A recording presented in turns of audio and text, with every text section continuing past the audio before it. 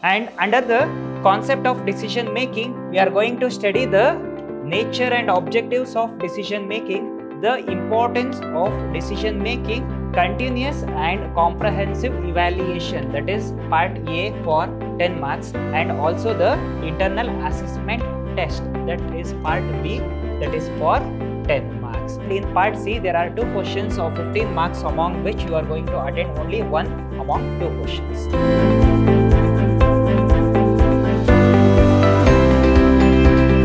Hello everybody, a warm welcome to one and all. This is Mr. Hemant Kumar from the Department of Commerce and Management, Vidhyaashram First Grade College, MYSURU, the Temple of Excellence. This is the introduction session for the subject, that is Principles and Practice of Management for first semester BBA students.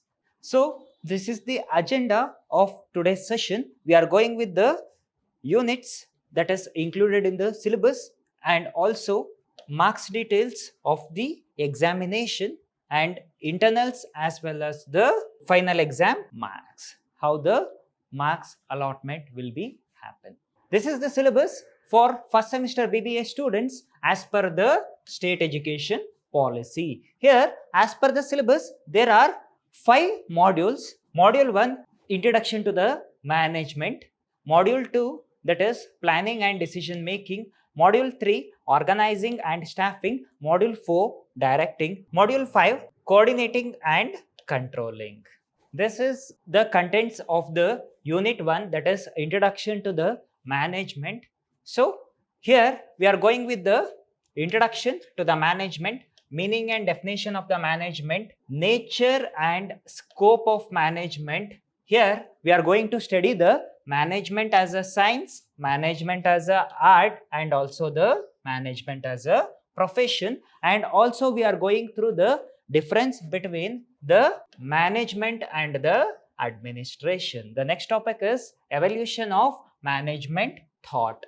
This evolution of management is divided into 3 categories, that is the classical theory of management, the non-classical theory of management, and the modern theory of management. This classical theory of management is introduced in the year 1900. Non-classical theory is introduced in the year 1930, and the modern management theory is introduced in the year 1950. So these are the 3 approaches that is given to the management. This classical theory is focused on the physical resources. This non-classical theory is focused on the human resources, and the last one, that is the modern theory, is focused on the solving the problems in the management. These are the specialities of the theories, that is the classical theory, non-classical theory, and the modern theory. Here in the syllabus we have 3 classical theories, 2 non-classical theories, and 2 modern theories of management. Here in the classical theories there are 3 theories that starts from the scientific management by the F.W. Taylor and the bureaucratic management by the Max Weber, and also the administrative management by the Henry Fayol. These 3 theories are the classical theories of management.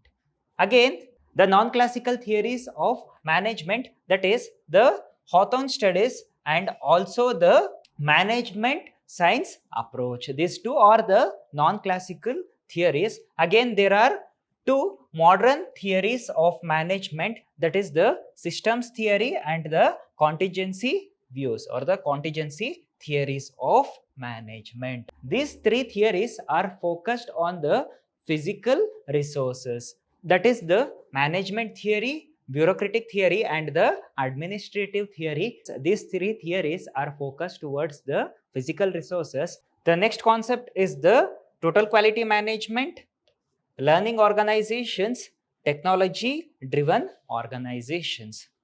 The next one is the Indian origin management thinkers. We are going to study about the Indian origin management thinkers. This is module 2, that is planning and decision making, and these are the contents of module 2. Here we are going to study two concepts, that is the concept of planning and the concept of decision making. Under the concept of planning, we are going to study the nature of planning, objectives of planning, importance and process of planning, hierarchy of plans, types of plans, SMART goals, and also we are going with the concept of management by objectives and management by exception. And under the concept of decision making, we are going to study the nature and objectives of decision making, the importance of decision making, process and techniques of decision making, creativity and decision making, Edward D. Bonus 6 thinking hats, concept and application. This is module 3, that is organizing and staffing. Here we are going to study two concepts, that is the concept of organizing and the staffing. These are the contents of module 3. We are going with the concept of nature and purpose of organization. Under the nature and purpose of organization, the principles of organizing, delegation of authority, types of organization structure, and the virtual organization, and also the conceptual terms departmentization, centralization and decentralization of authority and responsibility, and also the span of control. So the next concept is staffing. Under the staffing, we are going with the concept of introduction to the staffing, objectives of the staffing, importance of the staffing, general principles and techniques of the staffing. This is module 4, that is directing. Under the module 4, we are going with the concept of directing, the concept of motivation and the concept of leadership. Under the concept of directing, we are going with the meaning of directing, purpose and scope of direction, elements of direction, and the principles of direction. Under the concept of motivation, we are going with the meaning of motivation theories. So here we are going to study three theories of motivation, that is the Maslow's need hierarchy theory, the Herzberg two-factor theory, and the McGeorge's theory X and theory Y. Here we are going to study three theories of motivation that is very important in exam point of view. The first one is the Maslow's need hierarchy theory, the Herzberg two-factor theory, and the McGeorge theory X and theory Y. Under the leadership, we are going to study the meaning of leadership, the difference between the leadership and the management, and also the characteristics of a good leader. And also we are going with the concept of leadership styles, that is autocratic style, democratic style, and the laissez-faire styles of the leadership. And also we are going with the concept of transactional leader, charismatic leader, and the transformational leader. Moving forward, this is module 5, that is the coordinating and controlling. Under this module, we are going to study the concept of coordination and controlling. Under the concept of coordination, we are going with the meaning of coordination, importance of coordination, and also the principles and process of coordination. Under the concept of controlling, we are going with the nature of controlling, function of controlling, process of controlling, types and techniques of control. These are the contents that we are going to study further. And also we are going with the marks details. So this subject is for 100 marks. This 100 marks is divided into two categories. 80 marks as a externals and 20 marks as a internals. This internals 20 marks is divided into two categories, that is continuous and comprehensive evaluation, that is part A for 10 marks, and also the internal assessment test, that is part B, that is for 10 marks. 10 plus 10, that is A plus B, is equal to 20 marks. Means you will be having the internals of 20 marks and the externals of 80 marks. That is the semester end examination, that is part C. So part A, part B and part C together, the total marks is 100. 80 plus 20, that is 100 marks. And there is a criteria to get qualified in this paper. So that is, you have to score 30% in the final examination. Out of 80 marks, you have to score 30%, that is 24 marks to get qualified in this paper. And in the same way, internals and externals together, you have to score 40 marks to get qualified in this paper. I repeat, in the externals, you have to score 30% of marks, that is 24 marks to qualified in this paper. Externals and internals together, you are going to score 40 marks out of 100 marks to get qualified in this paper. Moving forward, this is the internal assessment test pattern. This internal assessment test is conducted for 30 marks.